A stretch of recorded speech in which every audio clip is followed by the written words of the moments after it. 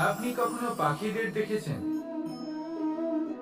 যেভাবে মানুষ তার সন্তানকে জন্ম দেয়, পাখিরাও সন্তানদের জন্ম দেয়। আর যেই তার সন্তান এই সংসারে প্রবেশ করে, সেই পাখি তাকে আগলে রাখে, তার যত্ন করে, ওর জন্য বাসা বানায়, ওর জন্য দূর কোথাও থেকে খাবার নিয়ে আসে, নিজের ঠোঁট দিয়ে ওর মুখে খাবার খাইয়ে দেয়, সবকিছু করে। কিন্তু একটা কাজ পাখি করে, কিন্তু মানুষ কখনোই করে না। যখন পাখি মনে করে যে তার সন্তান বড় হয়ে গেছে, ওকে এবার ওরা শিখতে হবে, নিজেকেই আত্মরক্ষা শিখতে হবে, নিজের খাবার নিজেই খুঁজে আনতে হবে, তো সেই পাখি তার সন্তানকে বাসা থেকে বের করে দেয়। তারপর সেই পাখির সন্তান নিজে উঠতে শেখে, আত্মরক্ষা করতে শেখে এবং আস্তে আস্তে সে আত্মনির্ভর হয়ে ওঠে। কিন্তু মানুষ কি তার সন্তানের সাথে এটাই করে? কখনোই নয়। মানুষ তার সন্তানকে নিজের সাথে বেঁধে রাখে, সব সময় তার লালন পালনে, তার দেখাশোনার ব্যবস্থা করে রাখে, আর এটাই ভাবেন যে আমি হলাম ওর পালন কর্তা, ওর খেয়াল রাখা তো আমার কর্তব্য। কিন্তু না, এই কাজ করতে করতে উনি আস্তে আস্তে নিজেরই সন্তানের শত্রু হয়ে ওঠেন, তার বিকাশের শত্রু হয়ে ওঠেন। তাই যখন সন্তান বড় হবে তখন অবশ্যই ভালোবাসুন, কিন্তু পাখির মতো কঠোর হওয়া প্রয়োজনীয়, তবেই তার বিকাশ হবে। ওকে নিজের কষ্ট নিজেকেই সহ্য করতে দিন, শিখতে দিন জীবনের অনুভূতি কেমন, তবেই তার বিকাশ হবে। নয়তো সেই সন্তান আজীবন আপনার জন্য বোঝা হয়ে থাকবে, আর আপনি তার বিকাশের পথে আজীবন বাধা হয়ে থাকবেন। আর আমার মনে হয় না আপনি সেটা চাইবেন, তাই তো? আসুন আমার সাথে ভালোবেসে বলুন, রাধা রাধা। আজকাল আপনি দেখে থাকবেন যে মা বাবা শুধুমাত্র সন্তানকে ভালোবাসেন তা নয়, তাদের মোহেও জড়িয়ে পড়েন। বিদ্যালয়ে যখন পাঠান তখন সমস্ত সুযোগ সুবিধা দিয়েই পাঠান, চেষ্টা করেন যে সবসময় যেন সন্তান তাদের চোখের সামনেই থাকে। কিন্তু ভুলে যান এক অত্যন্ত গুরুত্বপূর্ণ কথা, যে সন্তানকে এক নতুন দৃষ্টিভঙ্গি দেওয়াই হলো ওনাদের কর্তব্য। সেই জন্য পুরাতন কালে শিষ্যদের গুরুকুলে পাঠানো হতো, বাড়ির থেকে দূরে। কারণ বাড়ি ছেড়ে যাওয়া এক সন্তানের জন্য, এক শিষ্যের জন্য অত্যন্ত শুভ লক্ষণ হয়। যখন সে বাড়ির থেকে দূরে, গৃহস্থের থেকে দূরে থাকবে, তখন এই সংসারকে সে এক নতুন দৃষ্টিভঙ্গি দিয়ে দেখবে, পরখ করবে, বুঝতে পারবে, আর সবকিছু নিজে থেকেই শিখে যাবে। শিখে যাবে কখন আক্রমণ করতে হয়, কখন পিছু হটতে হয়, কিভাবে এই সংসারের সম্মুখীন হতে হয়। আর এটা আপনার দৃষ্টি ওকে শেখাতে পারবে না, ওর অভিজ্ঞতা ওকে শেখাতে পারবে। তাই মনে রাখবেন, যদি আপনি চান যে আপনার সন্তানের বিকাশ হোক, তাহলে অনেক সময় ওকে নিজের থেকে দূরে নিয়ে যেতে হয়। যদি মোহে আবদ্ধ থাকেন তাহলে ওর বিকাশ কখনোই হবে না। তাহলে আসুন আমার সাথে ভালোবেসে বলুন, রাধা রাধা। কখনো কখনো মানুষ মনে করেন যে সে নিজেই সব থেকে বেশি শক্তিশালী, তিনি হলেন জ্ঞানী। দেখুন, এটা ভালো ব্যাপার যে আপনার মধ্যে শক্তি আছে, জ্ঞান আছে, আর এটা শুধু আপনার জন্য নয়, এই সমস্ত সমাজের জন্য, দেশের জন্য, সমগ্র পৃথিবীর জন্য অত্যন্ত আবশ্যক। কিন্তু এই কথাটাও বোঝা অত্যন্ত আবশ্যক যে এই জ্ঞান যেন কখনো অহংকার না হয়ে ওঠে। যখন মানুষের মধ্যে জ্ঞান থাকে তখন সে রাম হয়ে ওঠে। রাম, যিনি সমুদ্রের বুকে সেতু বানিয়েছিলেন, বানর সেনার দ্বারা রাক্ষস রাজকে পরাজিত করেছিলেন, আর চিরকালের জন্য সবার কাছে আদর্শ হয়ে উঠেছিলেন। আর যদি মানুষের মনে অহংকার জন্মায়, তাহলে সে রাবণ হয়ে ওঠে। দেশে বিদেশে যতই খ্যাতি থাকুক না কেন, সে রাক্ষস হয়ে ওঠে, নিজের সাথে সাথে সমস্ত কুলের বিনাশ করে বসে। এবার জ্ঞান নাকি অহংকার, আপনার কি চাই সেই সিদ্ধান্ত আপনার, আর আপনার এই সিদ্ধান্তই নিশ্চিত করবে যে আপনার কর্ম কি হবে, আর আপনার এই কর্মই নিশ্চিত করে দেবে আপনার প্রারব্ধ কি হবে। তাহলে শুভ কর্ম করুন আর আমার সাথে ভালোবেসে বলুন, রাধা রাধা। জীবনে কখনো কখনো আমরা সেই পরিস্থিতিতে ফেসে যাই যখন আমাদের মনে হয় যে আমাদের নতুন কিছু একটা করতে হবে, কিন্তু আমরা করতে পারি না, কারণ কোথাও না কোথাও আমরা রীতির দ্বারা আবদ্ধ, আর আমরা সেই রীতি ভাঙতে চাই না। কেবল একটাই প্রশ্ন আসে মনে, আশেপাশের মানুষ কি বলবে, আশেপাশের মানুষ কি ভাববে। আপনাকে একটা প্রশ্ন করি, কারা এই মানুষজন? আপনার জন্মের সময় এই মানুষজন কোথায় ছিলেন?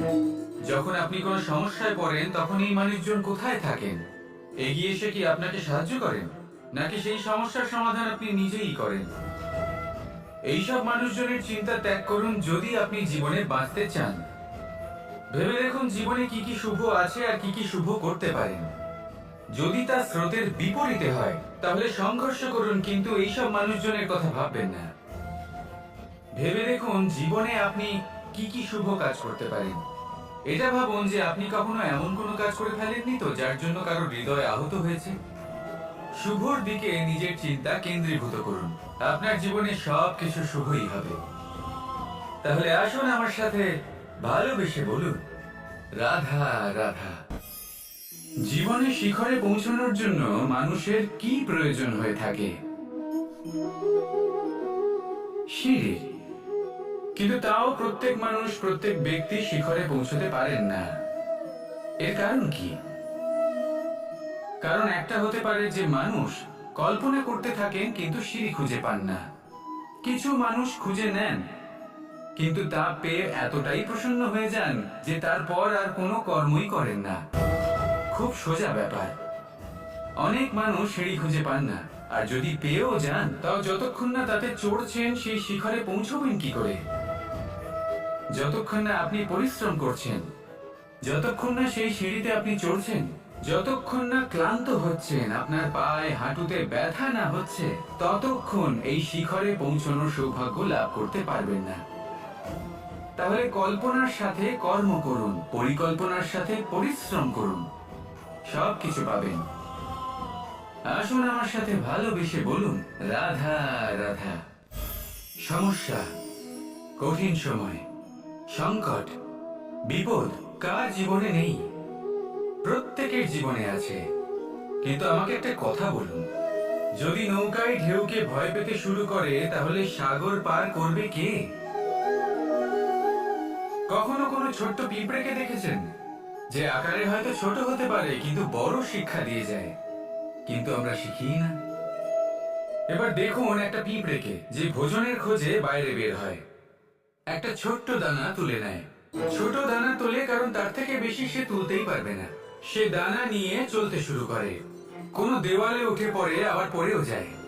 সেই দানা দূরে কোথাও একটা পড়ে যায়, তা আবার খোঁজে, তুলে নেয়, আবার চলতে থাকে।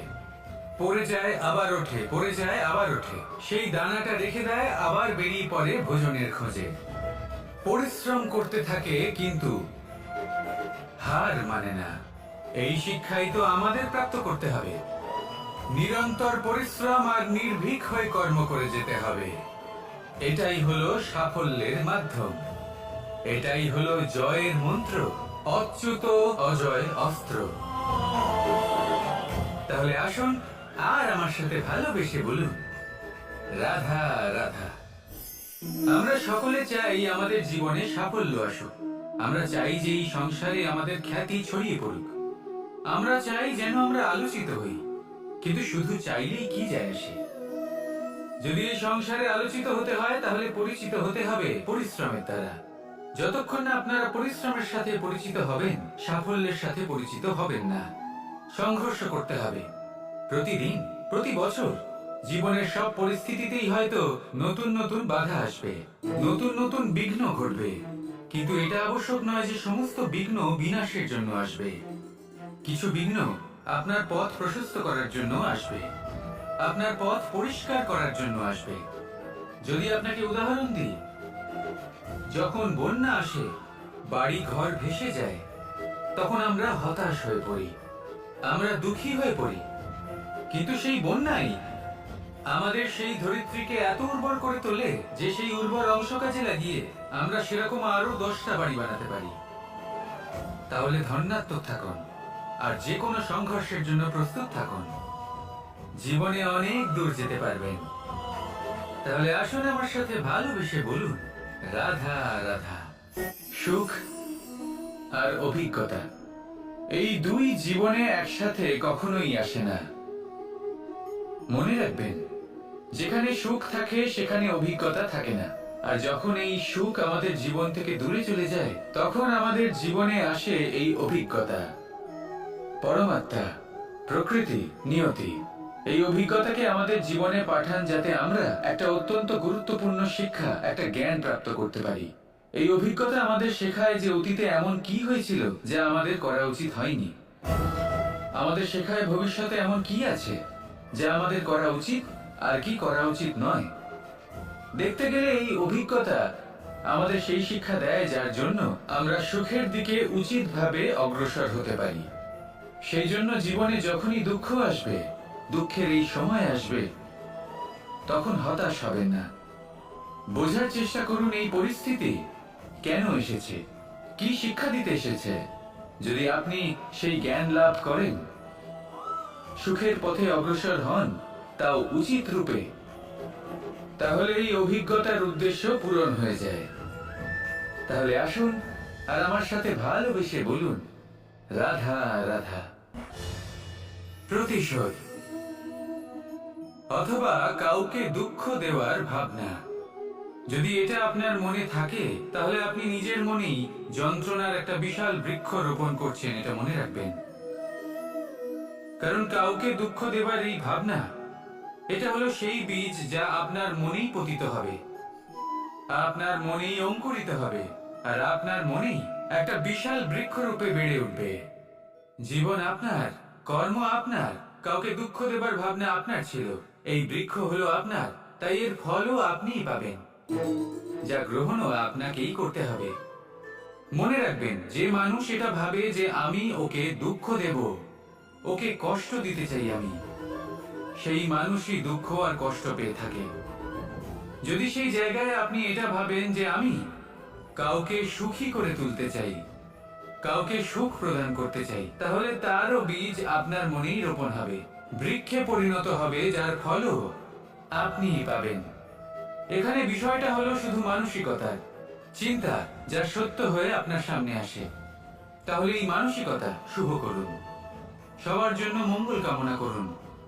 অন্যের মনে আপনার জন্য ভালো চিন্তা থাকুক বা না থাকুক, আপনি সবার জন্য শুভ চিন্তা করে কর্ম করতে থাকুন, তাহলে আপনার সাথেও ভালোই হবে। তাহলে আসুন আর আমার সাথে ভালোবেসে বলুন, রাধা রাধা। দৃষ্টি আর দৃষ্টিভঙ্গি, এই সমগ্র লীলা হলো এই দুইয়ের। বিচিত্র হতে পারে, কিন্তু এটাই সত্যি। এবার আপনাকে একটা উদাহরণ দিয়ে বোঝাই। অনেক সময় আপনি কোনো ব্যক্তিকে এটা বলতে শুনবেন যে আমি আমার নিজের উপরে গর্ব করি, আমি নিজেকে নিয়ে গর্ব করি, আমি খুব ভালোভাবে আমার মা বাবার সেবা করি, ওনাদের আমি সবসময় সুখী রাখি, ওনাদের আমি একটা বাড়ি দিয়েছি, সকল সুখ সুবিধা দিয়েছি, ওনাদের জীবনে প্রত্যেক জিনিস দিয়েছি আর দেব যা তাদের প্রয়োজন। এবার আমাকে বলুন যে আপনি কে হন। আপনি হলেন সেই বীজ যা আপনার মাতা পিতা রোপণ করেছেন। আপনার মা বাবাই আপনাকে এই সংসারে জন্ম দিয়েছেন। এবার এইসব কথার কি তাৎপর্য? এই হলো সেই ব্যক্তির দৃষ্টিভঙ্গি। এবার দেখা যাক এই প্রকৃতি আমাদের কি শেখায়। কখনো কোনো গাছকে দেখবেন, যখন সেই গাছে ফল আসে, সে মালিকে এটা বলে না যে দেখো আমি তোমাকে ফল খেতে দিচ্ছি। সেই বৃক্ষ এটা বলে না যে দেখো আমি তোমায় আহার করতে দিচ্ছি, কারণ ও জানে যে এটা হলো সেই মালির পরিশ্রম, এটা হলো তারই কর্মের ফল, আর এটা তারই পাওয়া উচিত। সে বলে যে তোমার জিনিস তোমাকেই অর্পণ করলাম, এ আমার জিনিস নয়। ও জানে সেই মালির গুরুত্ব আসলে কি, এটা হলো তার দৃষ্টিভঙ্গি।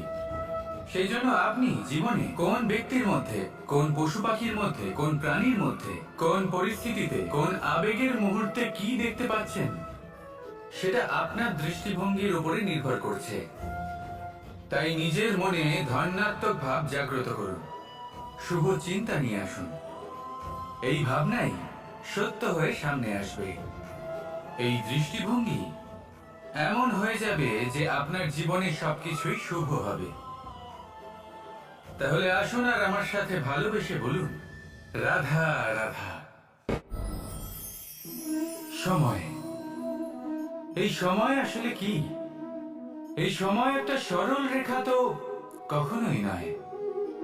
সময় হলো একটা চক্র, যেখানে এর আদি সেখানেই হলো এর অন্ত, আর যেখানে তা শেষ হয় সেখান থেকেই তার শুরু হয়। এই সময় একটা অত্যন্ত বিচিত্র চিন্তা, বিচিত্র ভাবনা, একটা বিচিত্র বস্তু যা কেউ বুঝতে পারেন না। এই সময়ের লীলা, এর কোনো প্রমাণ নেই, কোনো জ্ঞান নেই, কোনো পরিমাপ নেই। শুধু এটুকু আমরা জানতে পারি, যেখানে শেষ হবে সেখান থেকে একটা নতুন সূচনাও হবে। যা আজ আপনার কাছে আছে কাল অন্য কারোর কাছে যাবে, তারপরে তার কাছ থেকে অন্য কারোর কাছে যাবে, তারপরে তার থেকেও ছিনিয়ে নেওয়া হবে। এই নিয়তির একজনের কাছ থেকে অন্যজনের কাছে আদান প্রদানের এই সময় হলো আপনার সময়।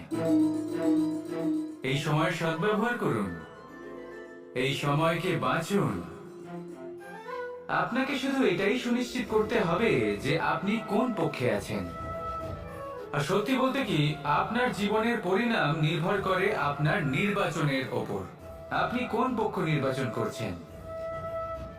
তাহলে মনে রাখবেন, জীবনে সেই পক্ষই নির্বাচন করবেন যা চয়ন করার পরে আপনি সুখ অনুভব করবেন, আপনি সন্তোষ লাভ করবেন, প্রসন্নতা লাভ করবেন। আর আমি এটাই সুনিশ্চিত করব যে এই পক্ষ যেন শান্তির পক্ষ হয়, এই পক্ষই যেন প্রেমের পক্ষ হয়। তাহলে চিন্তা করবেন না, আর আসুন আমার সাথে ভালোবেসে বলুন, রাধা রাধা।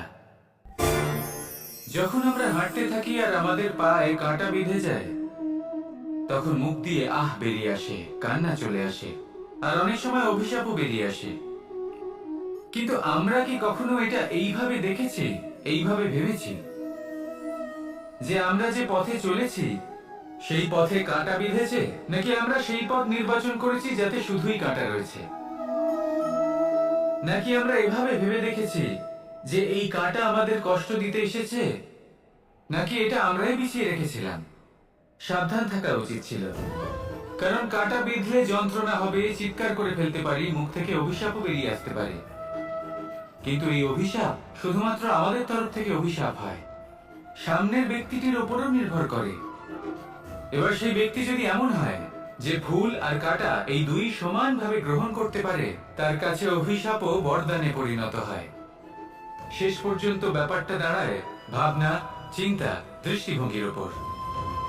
কারণ আপনার এই ভাবনাই সত্যি হয়ে সামনে আসে।